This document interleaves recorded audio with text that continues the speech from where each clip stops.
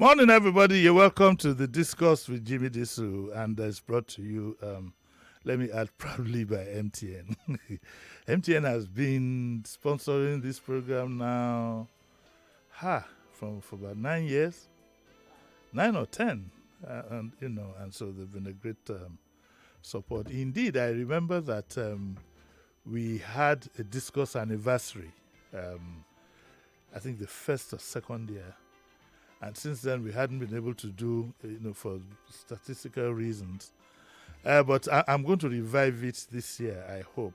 Let us see if we can revive it so it becomes an annual event, that we can all look forward to.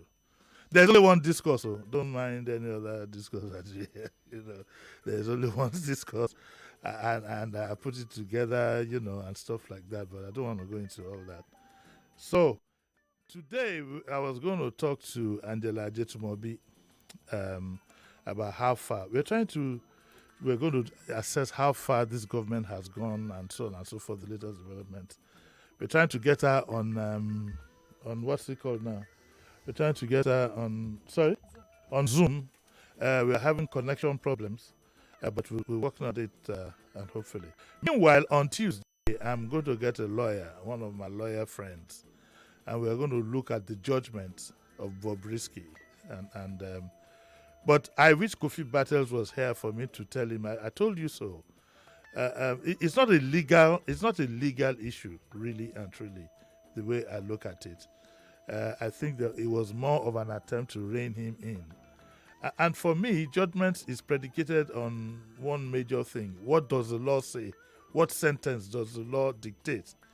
Then the judge I believe he has the discretion, to, put the full weight of the law. That discretion is given to the judge and cannot be taken from him or her, as the case may be. But I had said, and I still say, that I hope this will serve as a warning for those who think that this country, you can do as you like. Like I told Kofi Battles here, usually when something like this happens, I'm sure a few phone calls have gone, people are pressing buttons left, right, and center. Because there's a general fear amongst adults that we don't want a bad influence for the younger ones. That is the general fear. Some of the things that he does are completely intolerable in the African context. And it's important that people should note that. Nobody wants our country to go completely degenerate. So I was surprised though that I thought that, and I was afraid that what Kofi said would happen. I thought that he'd get away with probably an option of fine, but the judge must have had her reasons. We'll talk to those who know, talk to a lawyer, and see what exactly could have happened. Meanwhile, I think that he also has a right to appeal the judgment, which might just jolly well be done on Monday. And we'll see where all that is going. One of the questions I'm going to ask the lawyers on Monday is that in pleading guilty, could there have been a plea bargain? If there was a plea bargain, what was he guaranteed? I doubt if there was a plea bargain, if he knew that if he pleaded guilty, he would go to jail, he would have. He could have delayed the trial. Okay, the trial could have gone on, and meanwhile start working at the back end. I talk practicals. I don't talk theory. Okay, are we on now? Sorry? You sent a new link. Oh, okay, all right. I'm for practical thinking. I don't like to play around with theories when it comes to things like this. When we want to talk theories, yes, we can. But sometimes issues like this, because I am aware that I'm addressing a lot of young people who still don't understand the country they're living in. They don't. They think that it's a free country. It's not. For you to survive any environment, you must be very, very careful. Must be very, very careful. Nigeria, for example, is different from Rwanda. If you go to Rwanda, if you live in Rwanda with the Nigerian attitude, it won't be long before you end up in jail. So what you do, even when you jackpot, I've seen this other one now. This one who calls himself a pastor. I have 84 powers. I have 22 powers. I understand he's gone to the UK. He'd better be careful and mind his language. He'd better just be careful and mind his language. Look, these things that we do, we just need to be extremely, extremely careful. Do you know that if I had to present my program in Europe, for example, I have to go back again and study that environment and be extra sensitive, where, for example, LGBT is allowed and they're free to express themselves in any manner possible. Do I have Angela there? Hello, good morning. Angela, good morning. Good morning, Uncle Jimmy. Yeah, you're upside down. What's the problem? Is there an earthquake in your place? let your son turn the cameras. Let him turn them red properly. I like your red dress, though. You're looking nice and cute. But can you hear me? At least, can you hear me? Brighten everyone's day. Brighten everyone's day. I trust you. Where are the boots? The boots are missing, Angela? I was joking about the boots. Sometimes when back in the day on channels, when you want to scatter everybody, you just put on the pair of boots. Okay, can you hear me loud and clear now? Yes, I can. Okay, but they need to adjust the photograph because we are live on YouTube and on Facebook. Okay. Yes, so Tega needs to adjust the photograph so that it doesn't look like you're lying down. You have to adjust the photograph. The volume. Yes. Yes. Can you hear me? Better, much better. Okay, Angela, let's shoot straight because time is never a friend, but they still need to adjust the picture. The picture, it's like you're upside down. Oh, okay. All right, Angela, let's shoot. The latest development, I just like a quick one with you because luckily you're a lawyer. I'm going to have a lawyer in on Tuesday, but I want to know your feelings about the I wanted to say Bob Marley, the Bobrisky sentence. Idris Okunaye, the sentence. Yes. I just like a quick word from you. I'm not going to let you pass by without hearing a quick word from you about what is going on with Bobrisky. Well, a lot of people are complaining about the harshness of the sentence, especially the fact that it seems that the court awarded the extreme maximum, and there wasn't an option of fine. Yes. But what a lot of people fail to realize is that when it comes to the judgments and with the judges, a judge's decision is very subjective. Yes. Indeed, there are sentencing rules, there are guidelines. Yes. So the sort of guidelines they have is, you can award a sentence between this and this, not exceeding this. But it's left absolutely to the judge's discretion. And judges are human. They have religious biases. They have, ethnic biases and all that. Yes. So sometimes those biases come to play when judges give decisions. The important thing for me is, was that decision within the ambit of the law? It was. If the judge exercised discretion in not offering a fine, he did. And you can't quarrel with something that is discretionary. That's the downside to the law. At the end of the day, every decision of the judge is his discretion, at his discretion. So it is what it is. People will read meanings into it. As I was discussing with my boys here, I said, sometimes there are many ways to catch a rat. Yes. I have no evidence that they considered anything other than the fact that he broke the law under Section 21 of the CBN Act. I'm seeing this morning that a few lawyers are trying to insinuate that the section quoted by the prosecution was faulty. It was supposed to be Section 21, subsection 3, but it was on the court papers, we're seeing Section 21, subsection 1 and 2. But neither here nor there. It is Section 21. The words spraying, mutilating, and all that were mentioned in that section. So now people know that the actual act of spraying is considered to be, a crime here. And then, sometimes when they spray and the money falls on the floor, stepping on that money is also a form of mutilation, and it's a crime. So I have nothing against that decision, because I know that at the end of the day, it is the judge's discretion to decide if he will give you a fine, if he will give you community service, or if he will give you a custodial sentence. Well, I'm going to ask the lawyer. You're not here because of Bobrisky, but he came up and I just couldn't resist. Do you think that if he knew that he was going to be given the full sentence, he would have pleaded guilty? Yes. Do you think there was any plea bargain, in the case in which he was told, Okay, so there is a misconception that, when you plead guilty is because there's a plea bargain. Okay. In my humble opinion, that is not the case here. We have videos of this person committing this offense on video. So saying that you're not guilty is neither here nor there. There's solid evidence, and not once.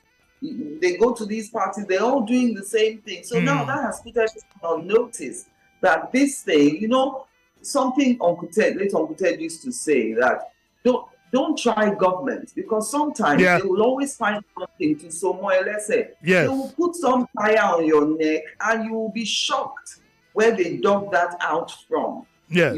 So at the end of the day, there were videos that he pleaded guilty is because the facts are clear on the surface. We saw videos of the mutilation. What else is there to prove? Yeah. You sprayed money, even for the fact of just the spraying alone. Don't show us the floor where the money fell on the floor and people were stepping on the money. The act of spraying is the first word that is in that CBN Act. So it's a sine qua non. There's nothing else to prove. Res ipsa loquitur. It's in the Latin, no? Why are you terrorizing me with Latin? When I was in school, I got 0. I got 0 in Latin. God bless Papa Okon. Okay, let's get down to the reason why you're here, because the theme of what we're talking about is so far. Is it so far so good, or so far with question marks? How would you rate the performance of this government since inception? This is just about bearing in mind also from our own professional angle. Our president has still refused to talk to us. He hasn't granted us interviews. We can't ask him questions. So with all this in mind, our own constituency, I must throw in part of our, some of the things that worry us.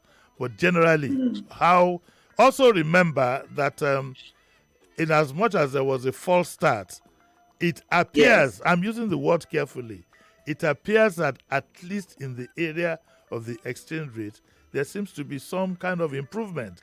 But in doing that, apparently, it looks as if some categories have been denied access to the funds. For example, I hear they no longer accept, they no longer change money for you to send your kids to school abroad, and so on and so forth. So I'd just like, to give us a synopsis of how far this government has gone. Okay, so I'll start by saying that a lot of people who have expressed disappointment in the administration so far do so on the premise that if someone wanted something so badly and so much and said, if this is your life's ambition, you expected a certain form of preparedness from that person when they finally get into that office. But one of my observations in our political space, when people begin to campaign and make promises, I always ask, you can't make any of these promises until you get in there. Yes. Because it is when you get in there that you will really know the situation of things. I mean, we know of cases of creative accounting, and people will say, oh, I left $75 million in the account. And then the successor comes and says, yes, that was on paper. It didn't really exist. So bearing that in mind, will you say it has been totally bad? I wouldn't say so. There have been sparks, of goodness. As you say, with our economy, the CBN governor is one of the bright lights, I think, of this administration, at least in my opinion. We have, the Minister of the Interior. We all know what we're going through with obtaining passports and things, and stuff like that. So that's another achievement. You can see Festus Keyamo doing good things in the aviation sector. So they're bright lights. What are the It's good fast. things that Festus has done? I just want to be briefed. Well, he's suddenly we're seeing things moving. Look at the case of Air Peace, for instance. Speaking, I had, calls to interview the last aviation minister, and a lot of the things he said to me then seem to be correcting now. We always needed somebody in all these bilateral agreements and all these open skies things. We always needed somebody to eyeball, these other international people on our behalf. We never had it. So maybe now we're seeing a bit of reciprocity.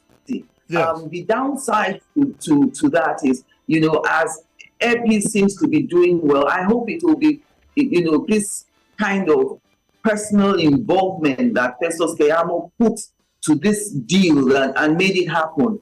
It can spread to other airlines. If Air Peace is not a flag carrier, why don't we have Asman Air or any other airline as well, benefiting from, this kind of interventions. We'll come back to Air Peace in the second half, but I wanted to quickly add Umahi, the Minister of Works. The Works Minister. He's fantastic. I think he knows his onions. He knows his onions. I mean, when you hear him speak off the cuff, then you begin to realize that, maybe there is some sense in people saying that, people put in certain portfolios should have a background in that. Yes, I think it helps. I think it helps. It helps. You can see the work of Dave Umahi now. When he speaks, he's really authoritative about what he wants. He knows what he expects to see. You understand? And then, maybe because his terrain as well in Ebonyi, I don't know, but he seems to be one of the bright lights. I think he has the prerequisite experience to handle the job. And I think if you add that to the willpower and the zeal that he shows. But unfortunately, none of the women, sorry, can I just add this? Unfortunately, none of the women on the cabinet have come through. We haven't seen any spectacularness from any of the women. I'm also worried. The humanitarian affairs minister is coming back. There's nothing being said about that. There's just an airy silence about that. I'm also worried about the Minister of Information. It seems to be missing in action. As I'm sitting down here, I'm trying to rack my brain about what his name is. Yes, I'm trying to rack my brain. And look at what you might not agree with a lot of things that Lai Mohammed did, but at least at the very least, he was a visible minister. This gentleman, I don't know, I've had absolutely no contact. And how do I run this kind of programs early in the morning and I don't know I've had no interaction whatsoever with the Minister of Information? I find it odd. I'm surprised you are saying that, because in your introduction, you talked about how this president hasn't engaged with members of the media. So are you surprised that anyone in the cabinet will also not feel the need I see. So you think it's the president's body language? The people are engaging with us. Yes. Generally articulate and know how to put their points across. Yes. This administration, I notice, is really trying to manage its information in a closeted way. Initially, we even saw the special advisor to the president on media and publicity, during Gelale, engaging a little bit. Yes. Now there's selective engagement. They're not just turning up, on interviews, randomly. And we expected that under this president, being a southern president, there will be more openness to the media. However, we're not getting that. Perhaps due to the acrimony that came up, leading into the campaign, as a result of the campaign. Perhaps, they're still bitter about all the revelations, proven and unproven. That were, dispersed about this president. So, I'm actually sorry for the Minister of Information. He's in that place where you say, damned if you do, damned if you don't. If he comes and says something that's out of whack, he loses his cabinet position. And you know how that position is treasured by people who make it into the cabinet. I'm hoping that by May 29 this year, though, the president will reshuffle his cabinet. Some people have been very quiet. We are not even knowing anything going on in some sectors. Yeah. As you say, we don't even know the faces of some ministers. Then some, we don't even know their direction. What was the name of that minister who wanted to sue the United Nations? No, the woman. So I think by May 29, all that political reasoning behind appointments, this president will jettison that and go for capacity. With what you talked on now, I think part of the president's problem is he's playing too much politics with governance. Yes. Do you understand? That's why he's playing too much politics with governance and trying to put your people and your associates as a thank you thing. For instance, the information handling process is in complete tatters. The SSA to what's his name now? What's his title? Mr. Ononuga. No, Tunde Rahman has been, he's kind of in the background quietly. Okay. But Ononuga has no filters. He has no filters. And it's unfortunate that the president who placed a premium on information way back when he was governor has suddenly let loose. Why, for example, I need him to explain to us, why would you have had a Dele Alake and move him to solid minerals where we hear absolutely nothing going on, when it could easily have fit into, was his profile too high for some people? Is the president himself afraid of Dele Alake's profile? Yes. That appointment is still a shock to many people. I don't get it, Everyone could swear that Dele Alake was going to be the minister for information. Everyone could swear. And, he has the charisma, he has gift of the gab to have done that very effectively.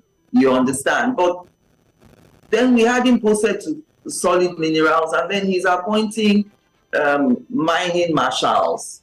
So I don't know. There's some things off. I think President Tinubu needs to move away from political appointment based on political affiliation, jobs for the boys kind of thing. You're a member of APC, submit your CV, and then you get something. He needs to really move away from that. But saying that, I know things are really difficult in the country right now, but it's not unique to Nigeria. Friends and family who live abroad all complain about the same thing. I think what is lacking here is that as we're complaining about the hardship, Nigerians don't have confidence in the team that the president has assembled. There's some bright lights in the team, but generally speaking, Nigerians have no confidence in this team that the president has assembled. And secondly, their lives are not any better. The bottom line, their lives, how do you measure all these things?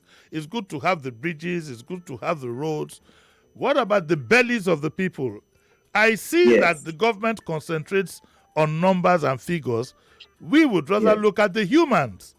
Every life in this country is very, very important and should be treated and matters and should be treated with some level of dignity and care, which is missing. We're going to take a short break, Angela, because I have to pay my bills. And that gives you time to take a glass of water. When we come back, part of what we'll do is we'll continue with this discussion, and we'll also open up our lines. And somewhere we're going to talk a bit about the latest development with Air Peace. So don't go away. We'll take a short break and we'll be right back.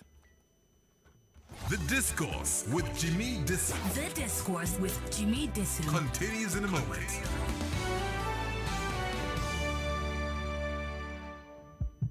Is your heart racing because your MTN line is blocked? You can't make calls. You can't receive calls. Not even text messages. Nothing at all? What about bank alerts?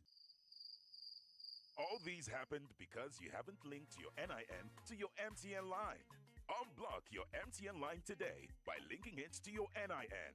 Rush to any nearby MTN store or agent. If you don't have your NIN yet, no problem. Simply go to any nearby NIMC office to get your NIN. MTN, what are we doing today? Is your heart racing because your MTN line is blocked? You can't make calls. You can't receive calls. Not even text messages. Nothing at all? What about bank alerts? All these happened because you haven't linked your NIN to your MTN line. Unblock your MTN line today by linking it to your NIN. Rush to any nearby MTN store or agent. If you don't have your NIN yet, no problem. Simply go to any nearby NIMC office to get your NIN. MTN, what are we doing today?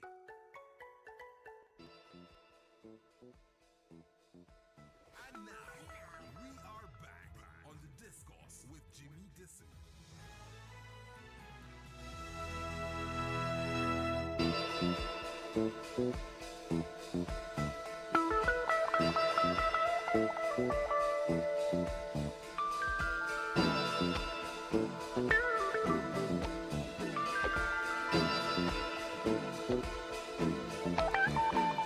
Okay, so you're welcome back to the Discourse with Jimi Disu, brought to you by MTN.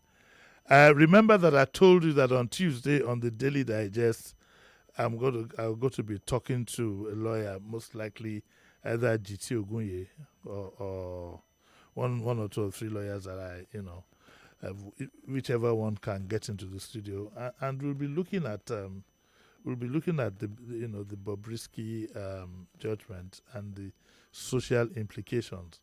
I just wish it was Angela, that was here 1 whole hour for us to dissect it, fire, because because Angela, she would also be looking at it from a mother's perspective and society, which is also extremely important. But from the little that she said, you can see that to a large extent, Angela's ideas and mine are in sync. They're in sync about. You had that when she was saying Uncle Ted. Uncle Ted is her dad, Uncle Ted Bukoro, and he was quite right that you better be careful when you deal with government. As you see me, so I move around like a mouse. One small, even if my car develops a fault on Eco Bridge or whatever, I will just leave it and go and maybe forfeit. You need to be very careful. And people, like I said, Angela, people need to be very careful about they need to understand the environment that they live in. Especially those of you who are doing Japa, who do all kinds of things here, and you have a wrong impression of what it's like to live in Europe or whatever. You will run into trouble.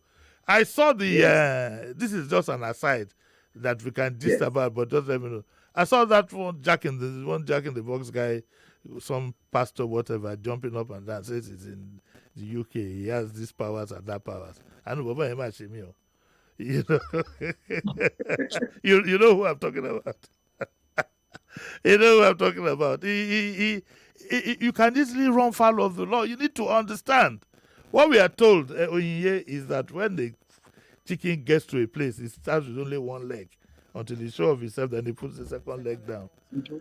And then you need to understand. Sorry, I'm taking a bit of time. People need to understand. Do not be misled.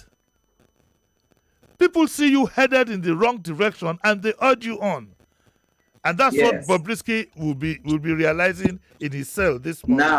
Now. Yes. At the end of the day, you are on your all those who are urging him on, none of them has gone to meet him. Let me replace you. Yes. Male or female. Yes. Yes. And I don't know the assumption that everyone had that, because people who had previously been prosecuted for defacing or mutilating the naira all got fined. It's not. It doesn't matter. It doesn't matter. If it's the same judge. The judge can change his mind. Kofi was arguing with me here that Kofi he thought that it was victimization, that he was being victimized. I said, excuse me, if you've committed a crime, you've committed a crime. Yes. These things don't matter. Anyway, let's get back to our own oral diary so that I don't lose track. So, do you think that the president is likely to change his cabinet and his approach to government, which also includes leaning on some extraneous issues that have put him into big embarrassment? For example, I'm hoping that the president will now be able to discipline his sons and put them in their proper place. It's not a Tinubu issue, it's a Nigeria issue. You know, where the sons are not just embarrassing the president, they are embarrassing the country. How can somebody just show up at a cabinet meeting? I mean, what kind of governance do we have? This newspaper, this news is all over the world. And people judge you, they judge you by these little things. And then they turn up in another country and they are head of protocol. The president needs to tidy up all that. Loyalty time is over. He now needs to be, loyalty time is over. All the issues that were raised are over. It's now time, I believe, for him to be the president. I think we will see changes. Look, Uncle Jimmy, the thing is, up to your first year anniversary, yes, you're still taking everyone's calls. You're trying not to change.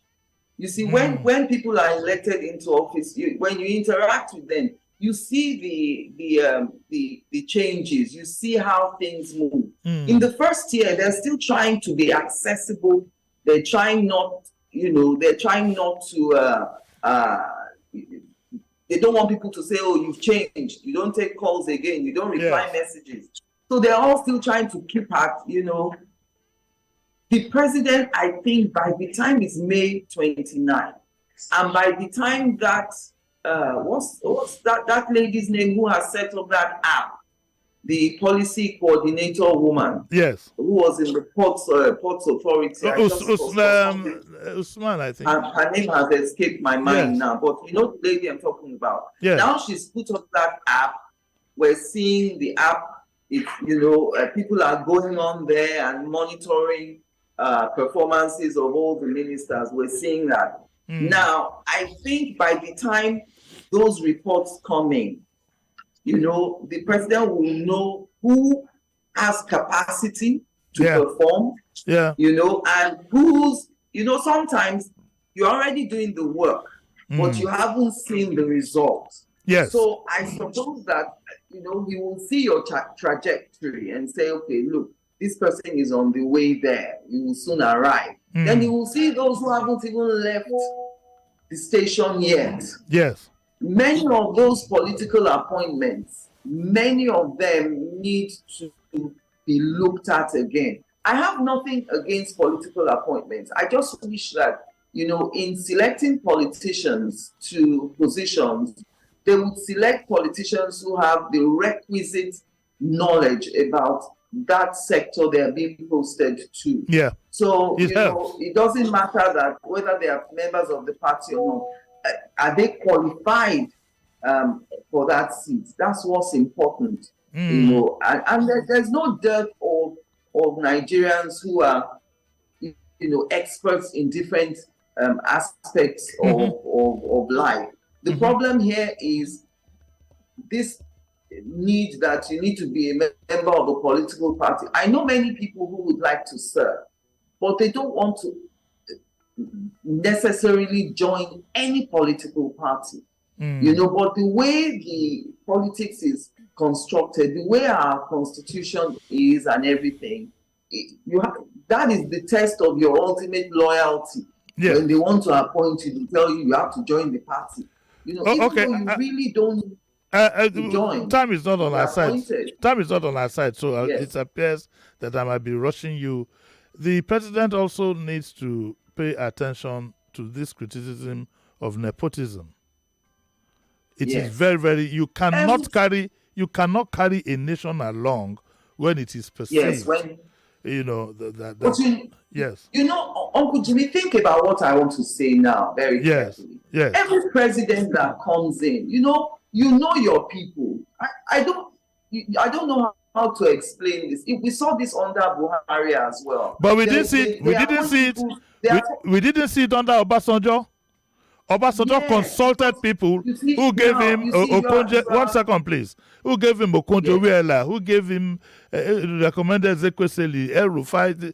You need to. You see, the thing is, you like we always say, know thy country.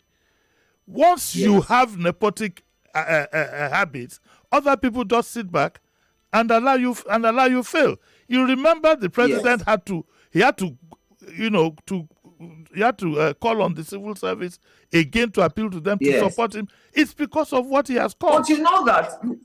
How can you unfortunately, have Angela? Sorry, one second. How can you have Yes. your central bank governor, your minister for finance, the man in charge of FIRS? You have all those. All of them are not just from your area. Not just from your area. Yes. They are your personal friends that have been known. You can't carry people along with that. You Yes. can't. But you know, Uncle Jimmy, this president has done many firsts. First with the Muslim ticket. Yes. He defied all odds and defied all the advice. You know, he's standing on his own. He's going to do his thing the way we know that there's federal character. That's why I'm hopeful. When I say that he will probably pay attention to these things, yes. I'm hopeful. Yes. But you know, even if it doesn't happen, I'm one who thinks that people are more comfortable with who they are comfortable with. Now, that's not a mark or not. See, Angela, one second. Can the president not be sued for not following the federal character principle? No, it's not. You know, he can't be sued because he will meet it somewhat. But in the positioning, it's a social thing, and I disagree that the president looks for people he's comfortable with. You can't be made, for example, managing director of NTA, and then all the station managers are your personal friends. The mark of leadership. One second, please. Angela, wait now.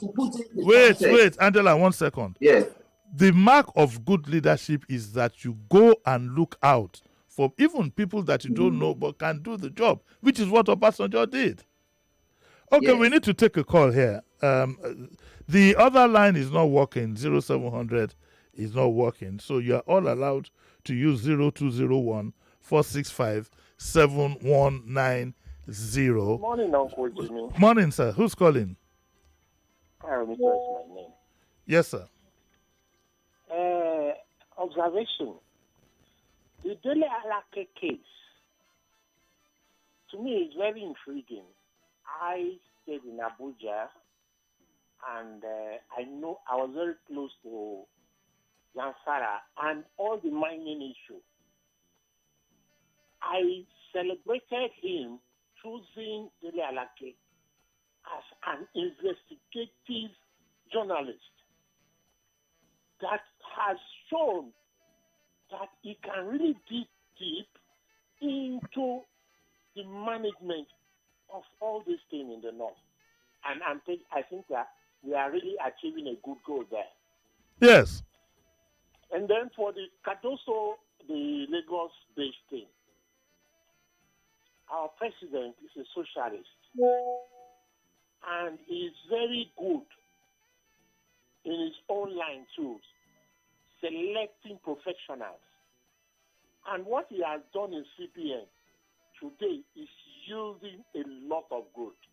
There is a lot of other things too, but I celebrate it. And I think we are going somewhere. Thank you very much. Okay, thank you. Please, just to correct the impression, we weren't talking about Cardoso in isolation. We were just talking about how it's the same set of friends that are handling this position. So I'd like that to be clear for anybody who's just joining this discussion. Indeed, Angela had given a lot of kudos to what Cardoso has been doing so far. So I just need to correct that. Can we pick another call? Hello, good morning. Hello, Uncle Jimmy. Good morning, sir. Morning. I'm Joshua. First time to get you on radio. Uncle Jimmy. Please go on. We have just a minute, please. Okay. Yes. Okay. What I really want to say is that I observe that this period now, the president is not really speaking with us. He only come out to the people he elected on a position, and they will start talking. We really need him to come and speak with us, because like this hardship that we are facing now, he has not come and say something. So yes, sir. I think the point is noted. Angela, let's quickly move to the earpiece issue, which is an issue you and I have discussed at the back end. You'll be back in another May 29 is around the corner. I'm going to plead Yes. for us to have a bumper issue for 2 hours, and then you and I will be able to drill down. Now, so far so good for Airpeace. I'm happy, about the developments that have been made. There was an article, I thought I sent it to you, written by Okwebanwo, a gentleman called Okwebanwo, who I know. Yes. I'm trying to see if he's in town, if I can drag in him. And he's telling Alex, what's his first name? Onyema. Allen, is that? Sorry? Allen. Onyema. Yes. Yes. That, because Onyema issued a statement that, the other airlines are ganging up against him, they're reducing prices. Excuse me, what did you think was going to happen? And I think, again, much as we support, when I say we, I assume, we all support Airpeace's moves. And of course, whether we support it or not, we are beneficiaries at the very least. Yes. But he needs to be very, very careful. And it's a pity because I don't know him personally. And he needs to be very careful with the rhetoric and not, just continue with he needs to continue what he's doing, take himself out of the equation. We said that as much during the week with some people that I had. Making statements that foreign airlines are ganging up, you expect them to sit back, watch you reduce prices, and they do nothing. It shows lack of experience. Yes. It shows lack of the business experience on his part. He just opened up his flag. Yes. He opened up his flag. Yes. The number of articles I've read this week from public relations experts on the need for Mr. Onyema to step back and let someone else have a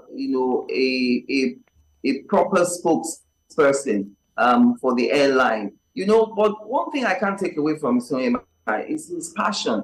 And you can see that because of that passion, he is always ready to pop up for interviews.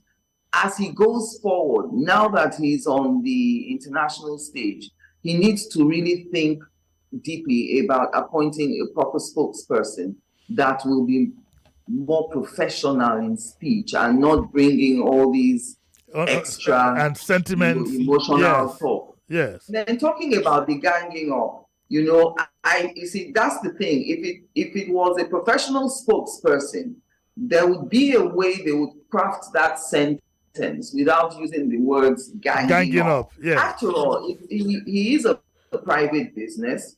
It is an enterprise.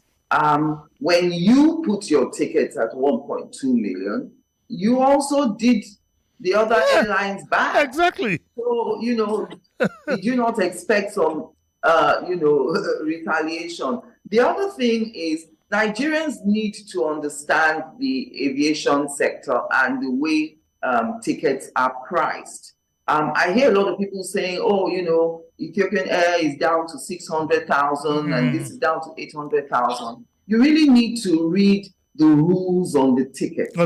Since COVID-19, and I'm telling you this, Uncle Jimmy, because I done the IATA course and I got a distinction in it.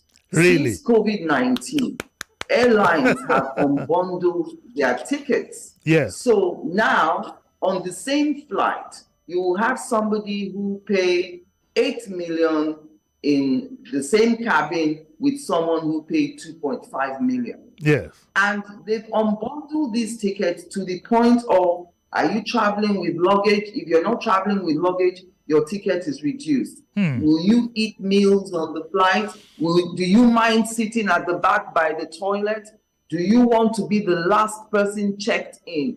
No one knows that all these things can reduce your ticket. Yes. Now, for the total price of the ticket, the more connections you have, the cheaper the ticket will be. So you can still go to London for 600,000, but if you're going with, say, Ethiopian Airlines, when you leave Lagos, you will first get to Ethiopia, and then Ethiopia may make a second stop somewhere before you get to London. So your total traveling time, you're looking at anything up to 16 hours. Yes. So really, it's not a bargain in the way people are thinking. Yes. I've seen some people say, I'll go with my pocket. If Ethiopia is 600, I will take it. Bear in mind, Airpeace is direct. Lagos 6 to hours London, and you're not there. stopping anywhere.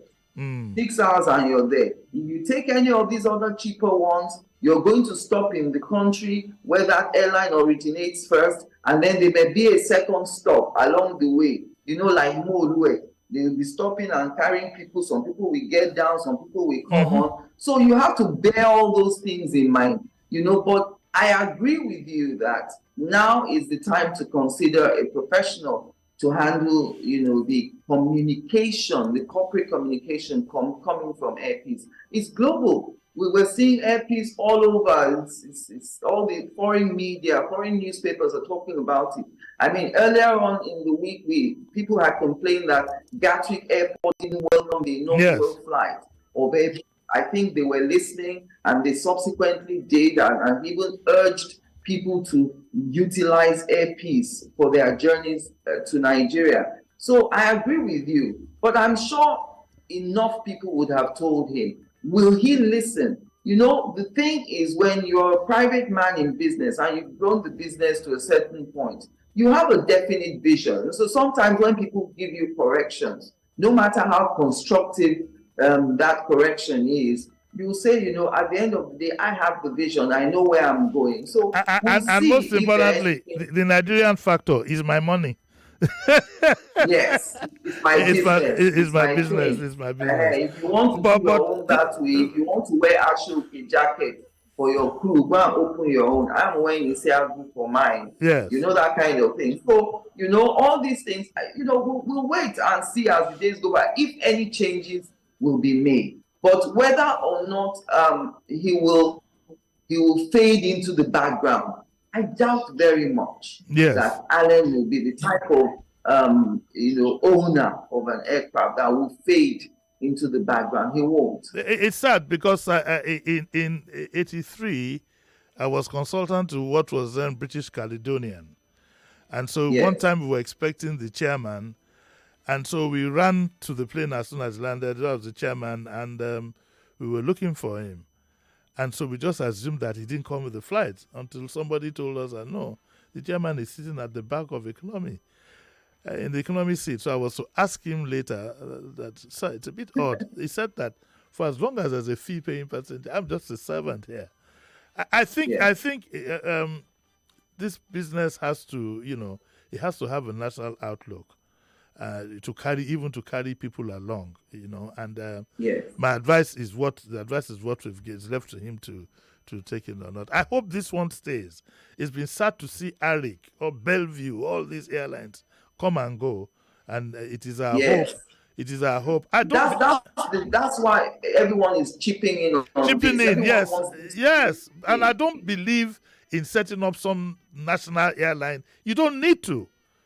If airpeace get their act together and we can support them to the hilt, why not just turn it into your I don't believe the British government owns British Airways. To the best of my knowledge, I don't think that is what it is. But we got to go, Angela. It's 9:50. We got to go. Thank you very, very much. See, we have a date. Always a pleasure. We have a date for May. Yes. For May 29. I don't know what day of the week would it be. You do have a dictionary. I'll check. You have a calendar. I'll check. Well, either the day before or the day after. On that day, you and I, we have a bone to settle in this. It's a Wednesday. Fantastic. We'll scrap Jabumi for that day and use this as a substitute. Thank you very much, Angela, and thank you very much, everybody. Always a pleasure. It's a pity. It's a pity we couldn't take a lot of your calls. But when I'm speaking to Angela, I don't like to be interrupted. And I'm sure we had a very nice intellectual discourse. So we'll be back on Tuesday, 9 o'clock, and we'll be looking at the Bobrisky issue, like I said. We'll be looking at the Bobrisky issue. And on Wednesday, of course, is Dear Bumi. By the way, Pastor Ladipo and Kelvin are part of my entourage to the Amala for this Wednesday. I'm still looking out for 2 more people. There are 1 or 2 people I would have wanted, but where they live is very, very far.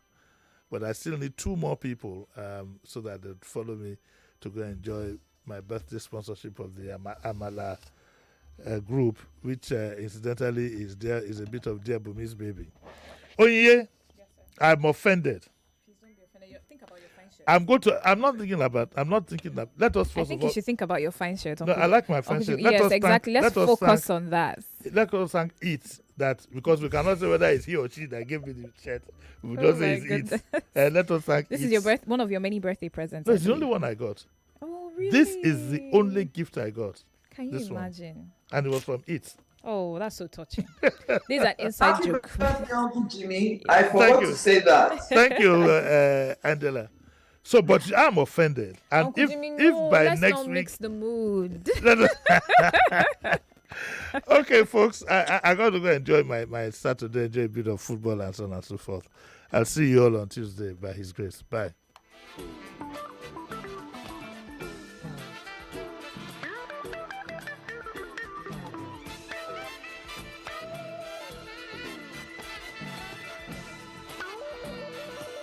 99.3 Nigeria Info. We are more than just radio.